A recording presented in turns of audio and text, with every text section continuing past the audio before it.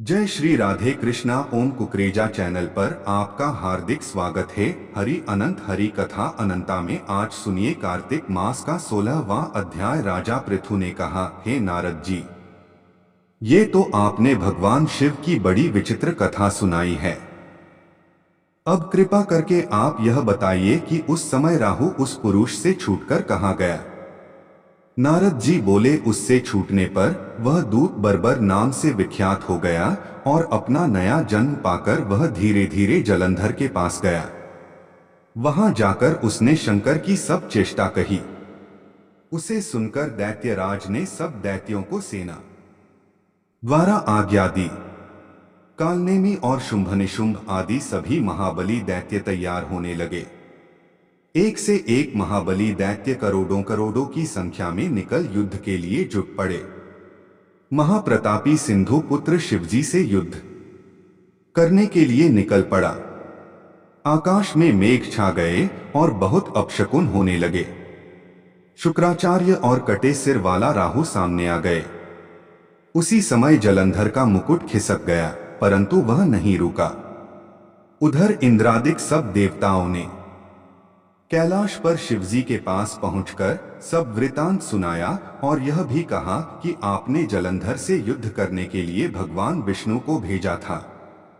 वह उसके वशवर्ती हो गए हैं और विष्णु जी लक्ष्मी सहित जलंधर के अधीन हो उनके घर में निवास करते हैं।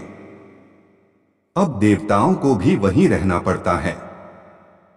अब वह बलि सागर पुत्र आपसे युद्ध करने आ रहा है, अतएव आप उसे मारकर हम सबकी रक्षा कीजिए।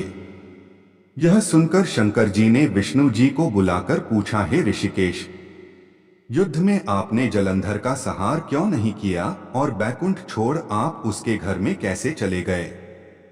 यह सुनकर विष्णु जी ने हाथ जोड़कर नम्रता पूर्वक भगवान शंकर से कहा, उसे आपका अंशी और लक्ष्मी का भ्राता होने के कारण ही मैंने नहीं मारा है।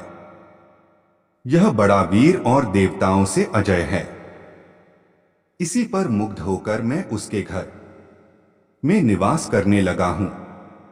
विष्णु जी के इन वचनों को सुनकर शंकर जी हंस पड़े। उन्होंने कहा, हे विष्णु, आप यह क्या कहते हैं। मैं उस दैत्य जलंधर को अवश्य मारूंगा। अब आप सभी देवता जलंधर को मेरे द्वारा ही मारा गया जान अपने स्थान को जाइए। जब शंकर जी ने सा कहा तो सब देवता संदेह रहित होकर अपने स्थान को चले गए।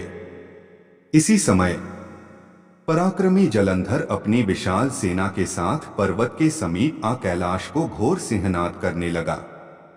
दैत्यों के नाद और कोलाहल को सुनकर शिवजी ने नंदी आदि गणों को उससे युद्ध करने की आज्ञा प्रदान की। कैलाश के समीप भीषण युद्ध होने लगा। दैत्य अनेकों प्रकार के अस्त्र शस्त्र बरसाने लगे।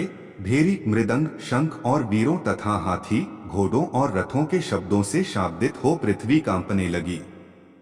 युद्ध में कटकर मरे हुए हाथी, घोड़े और पैदलों का पहाड़ लग गया। रक्तमांस का कीचड़ उत्पन्न हो गया। दैत्यों के आचार्य शुक्र जी अपनी मृत संजीवनी विद्या से सब दैत्यों को जिलाने लगे। यह देखकर शिव जी के गण व्याकुल हो गए और उनके पास जाकर सारा वृतांत सुनाया। उसे सुनकर भगवान रुद्र के क्रोध की सीमा न रही। फिर तो उस समय उनके मुख से एक बड़ी भयंकर कृत्या उत्पन्न हुई, जिसकी दोनों जंघाएं तालवृक्ष के समान थीं। वह युद्ध भूमि में जा सब असुरों का चवर्ण करने लग गई और फिर वह शुक्राचार्य के समीप पहुंची और शीघ्र ही अपनी योनि में गुप्त कर लिया। फिर स्वयं भी अंतर्धान हो गई। शुक्राचार्य के गुप्त हो जाने से दैत्यों का मुख मलिन पड़ गया और वे युद्ध भूमि को छोड़ भागे। इस पर शुंभ निशुंभ और कालनेमी आदि सेनापतियों ने अपने भागते हुए वीरों को रोका। शिवजी के नंदी आदि गणों ने भी, जिसमें गणेश और स्वामी कार्तिकेय जी भी थे, दैत्यों से भीषण युद्ध करना आरंभ कर दिया।